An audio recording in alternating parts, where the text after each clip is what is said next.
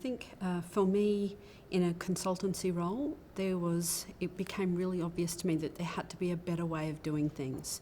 So that shift away from the advocacy of telling to really a more inquiry approach that gave schools a voice, that led to them having choice and therefore an awareness of what they were doing, and increased responsibility and therefore commitment. Yeah, I think for me as a school principal, it was a large school and I needed a better way of operating, a better way of working, a way of having more impact on staff and the community.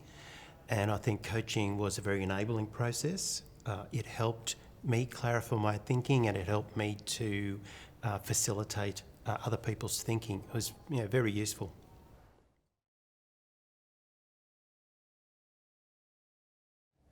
Okay, initially training, that was good. The first thing I would do is to get yourself trained, know what the process was about. The second thing is to make sure that you've got a really clear purpose in mind, know what you want to do and why you want to do it, and get a group of people with you who can help you implement it. Be focused on what you're wanting to do, because it's very easy to get discouraged along the way. A group of people moving with you helps. And I would build on that. I would say that beginning small is a good thing. So begin with the people who are with you, but then build capacity in other people, because particularly from a system point of view, you need it to be sustainable, and 2 people running that was never going to work. So yeah, bring friends.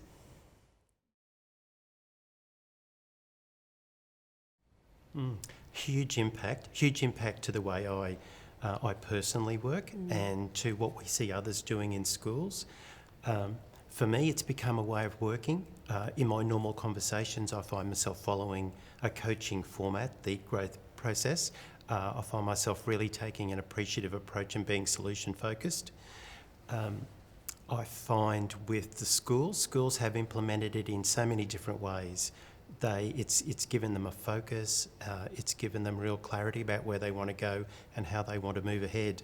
And it's helped them sustain that long haul that's necessary when you're implementing projects.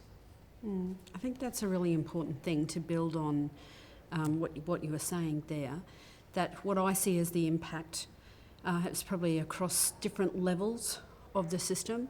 So from a leadership point of view, whether that's the organisation and the system as a whole, or schools, that coaching allows leaders to lead rather than direct, I guess, a particular direction. It allows teachers to really reframe and rethink about their practice for most impact. And from the students' point of view, it allows them to actually see themselves as their own teachers and to be in charge of their learning.